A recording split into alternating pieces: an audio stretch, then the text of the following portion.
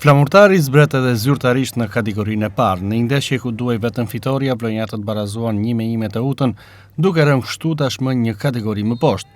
Ndeshja nisi me tension nga të dyja skuadrat, ndërsa të parët në avantazh kaluan vlonjatët me anë të mbrojtësit Raso në minutën e 12 duke mbyllur pjesën e parë në epërsi të shifrave 1-0. U duk se fitoria do t'i takonte Flamurtarit, por Teuta barazon në minutën e 61 dhe arrit të ambrojë rezultatin deri në fund duke marrë një pikë në Vlorë. Në minutat e fundit pati edhe një moment të diskutueshëm ku Flamurtari kërkoi penallti për prekje të topit me dorë, por ajo nuk u akordua nga gjyqtari kryesor, duke sjellë tension në shkallët e stadiumit, por edhe në parkinën e Flamurtarit. Ndeshja u mbyll 1-1 dhe Flamurtari bie kështu një kategori më poshtë.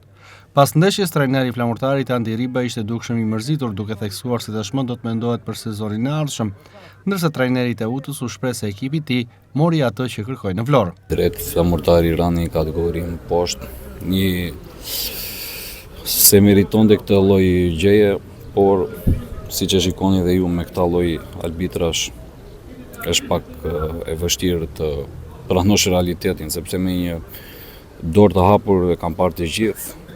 Dhe tani mbas ndeshjes ne pam, ai thjesht nuk pret që edhe vari të konsultohet, vazhdon direkt, thot vazhdo se nuk ka asgjë. A duhet filluar menduar që tani është sezoni tjetër, sepse padyshim që objektivi do të jetë rikthimi sa më shpejt në Superligë. Normalisht presidenti ka bërë gjithmonë investime sa ka mundur këtu në këtë ekip. Kështu që ai është i pari dhe vendos ai për çdo gjë.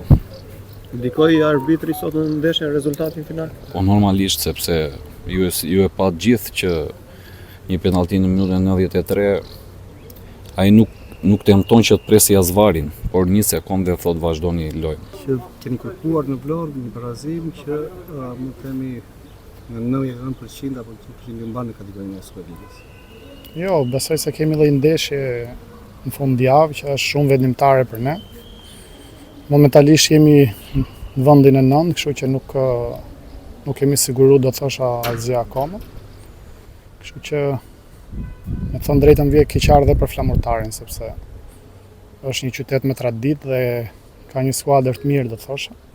Por i tillë është futbolli, vjen keq që dy skuadrat, Bregdetit dhe dy skuadra shumë me emër në kampionatin shqiptar ndodhen këtë gjendje, kështu që i uroj më të mirat Juve, Flamurtarit, Teutës edhe gjithë ekipet e traditës që Në fund, pati dhe kontestime ndaj gjyqtarit Eldorian Hamiti, i cili u largua nga stadiumi, i shoqëruar nga forca të shumta policie dhe me furgon policie për të shmangur konfrontimet.